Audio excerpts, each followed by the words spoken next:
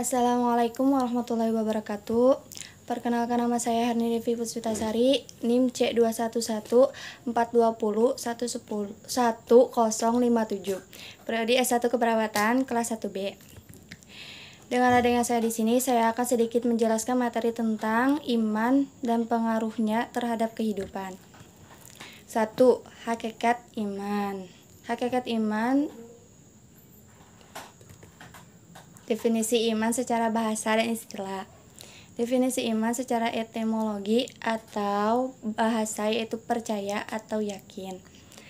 Sedangkan secara istilah adalah keyakinan yang diteguhkan dalam hati, diingkarkan dalam lisan, dan dibuktikan dalam tindakan nyata sehari-hari.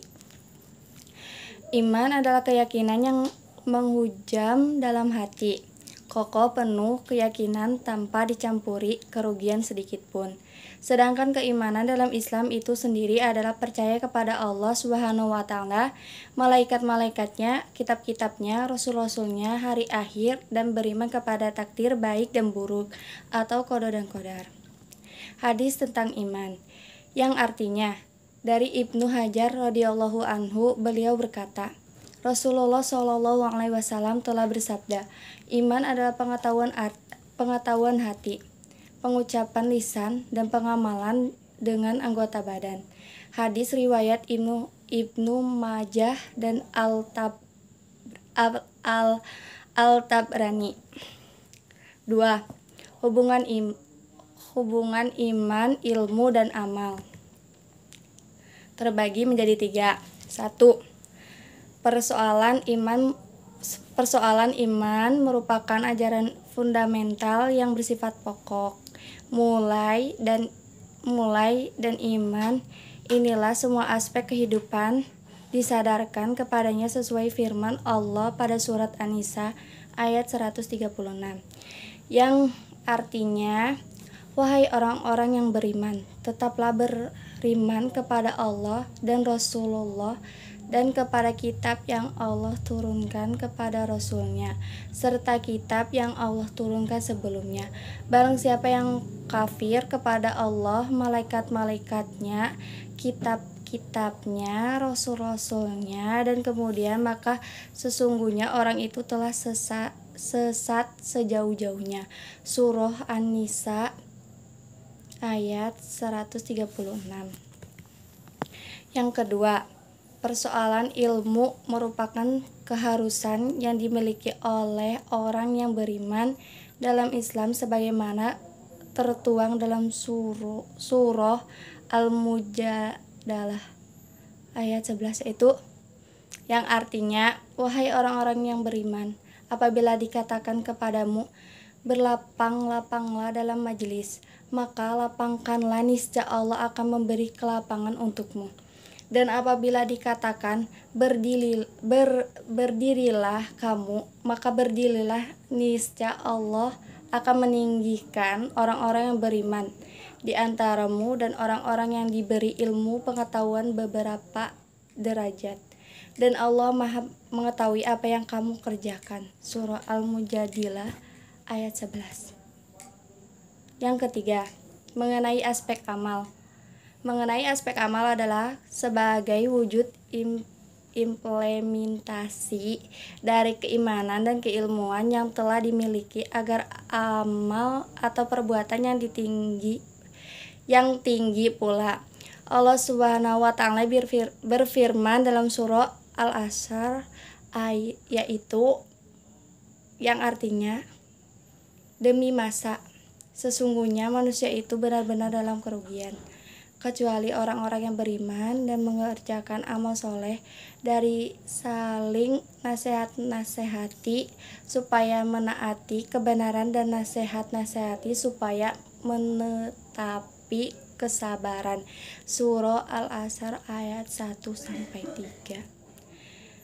Pembahasan yang ketiga, karakteristik orang yang beriman. Karakteristik orang yang beriman. Iman menjadi dasar untuk berperilaku bagi setiap insan yang mengaku dirinya muslim, karena dengan iman seseorang akan merasakan adanya zat yang maha halus dan maha mengetahui, yang tidak hanya menghindari orang dari berbuat jahat, tapi juga memberi motivasi untuk berbuat baik.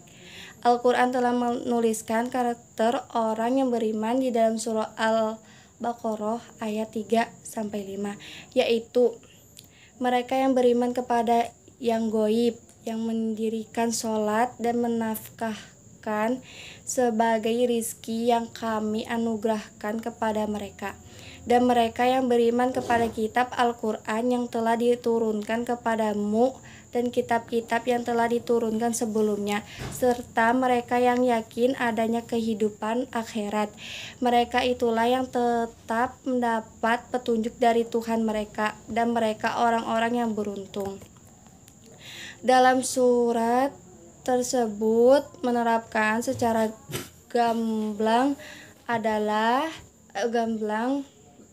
dalam surah tersebut menerapkan secara gamblang, Allah menyebutkan dalam 3 ayat karakteristik orang-orang yang beriman, antara lain: 1. Beriman kepada yang goib, 2. Mendirikan sholat, 3. Memanfaatkan sebagai rizki yang Allah berikan, 4.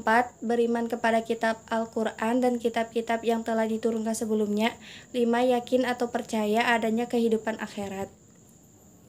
Sifat-sifat yang dimiliki oleh orang beriman: 1. Memiliki rasa takut terhadap Allah Subhanahu wa Ta'ala dalam hatinya, yang artinya sesungguhnya orang-orang yang beriman ialah mereka yang bila disebut nama Allah gemetar hati mereka.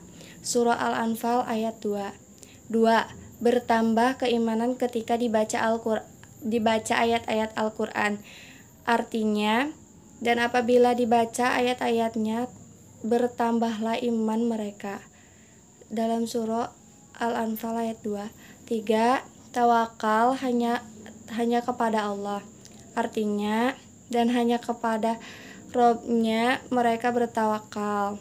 Surah Al-Anfal ayat 2.